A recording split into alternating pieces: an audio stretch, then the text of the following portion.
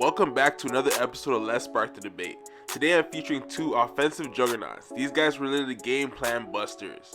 We're in for a good one here, folks. As usual, just a reminder to please leave a like, comment, and subscribe. And if you haven't seen my other videos, feel free to check them out on my channel. Now let's spark the debate.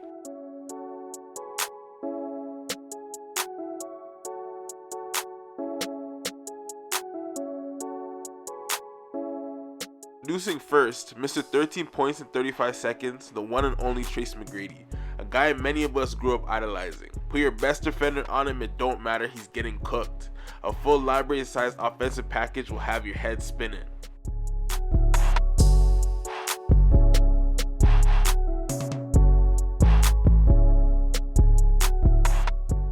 Our next contestant is that guy, Melo. Carmelo Anthony is an absolute bucket getter.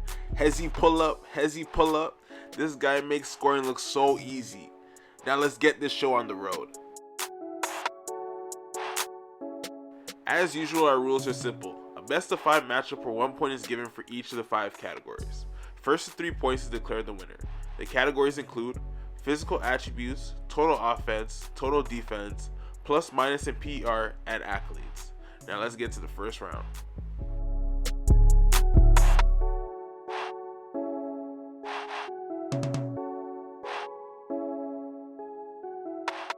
Coming into the league, Carmelo Anthony was never looked at as someone with crazy athleticism, but with great height and a solid frame, this allowed him to still physically dominate the game. Standing at a height of 6'7", 238 pounds, he was able to be extremely durable for most of his career, playing in a total of 1,190 games, and is still playing right now, so that number is sure to continue growing. Tracy Mcgrady, on the other hand, was extremely athletic coming out of high school, able to pull off crazy dunks at a moment's notice. Slightly taller than Melo, coming in at 6'8", he was a lot slimmer in frame at 210 pounds. The downside is the physicality of the game eventually started to bother him, and injuries would derail his career, playing in less than 1,000 games with 938 total games for his career. Not very durable. You can't help your team if you're not available. Round 1 goes to Melo as he was able to shrug off the physicality of the game and stay durable. Time for some offense.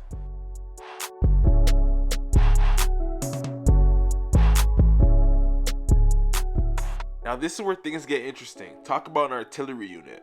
Carmelo's offensive game is a marvel to watch. So many subtle and crafty moves to throw defenders off their spot. One dribble pull up, ball fake, size you up, hezzy after hezzy, half spin, get you leading, then pull up.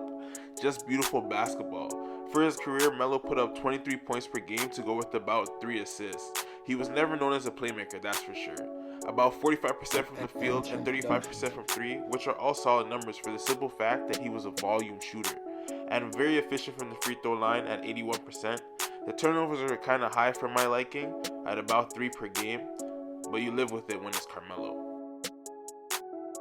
Now this man, Tracy Mcgrady, he scored 13 points in 35 seconds. That alone lets you know everything you need to know about his offensive capabilities.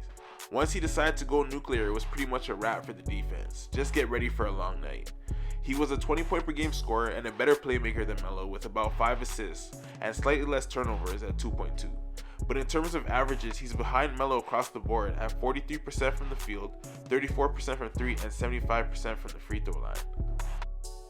T-Mac falling behind early as round 2 goes to Melo. Although both players are tanks offensively, Melo is able to keep his numbers more consistent throughout his career. Can T-Mac close the gap in round 3?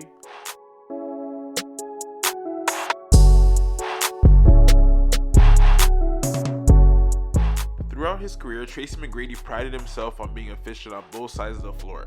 Although behind his offense, his defense was no joke either. He was willing and able to guard the opposing team's best player if need be, and this led to many wild matchups with Kobe. Solid rebounder with 5.5 rebounds per game, can snatch the ball right out your hands for about 1.5 steals per game. He's got a great defensive rating of 104, truly affecting both sides of the ball. And it says he only averaged about 1 block per game, but he was blocking hella shots from what I've seen. Carmelo, on the other hand, was not the best defender, but he would at least make it look like he's a nice defender. In his early days, he could hold his own for the most part, but as he got older, he slowly became somewhat of a liability. He's always been a great rebounder with almost 7 per game, and can occasionally get his hand in the passing lane to come up with a steal. His defensive rating is at 108. It's not good once you start getting close to 110. That's when you know your defense is shaky. Melo's had some nasty blocks. I honestly thought he'd be closer to a block per game. Finally closing the gap a bit, round 3 goes to Tracy Mcgrady. He was a far more capable defender throughout his career. Time for some advanced stats.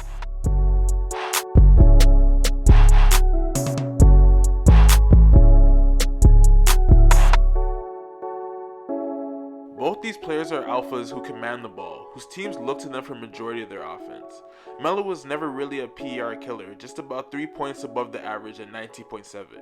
He was a heavy usage guy for most of his career, so I'm not even surprised he's at a 30.1. That's still a crazy number though. This number, however, disappointed me. Only a positive 1.9 in plus minus. Bruh, come on, Melo. Besides my 6-man video, Melo got the lowest plus minus out of everyone in these videos so far.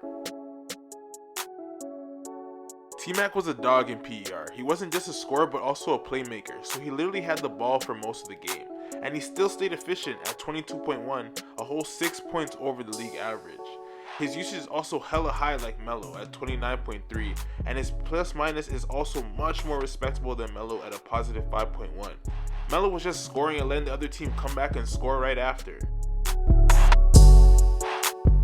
The comeback is complete as round 4 goes to T-Mac, way better in advanced stats than Melo. Time to wrap things up with some accolades.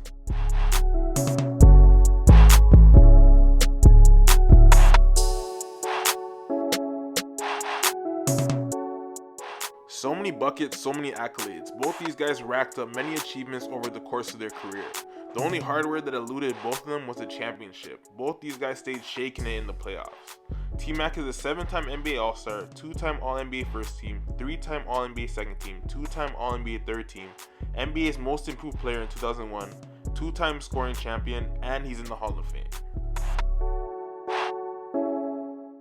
Since Melo is still playing, there's still some time to add some more accolades. For now though, he is a 10-time NBA All-Star, NBA All-Rookie First Team, NBA Scoring Champion in 2013, 2-time All-NBA Second Team, 4-time All-NBA Third Team. I really thought he'd have at least one All-NBA First Team appearance though. Damn, that's rough.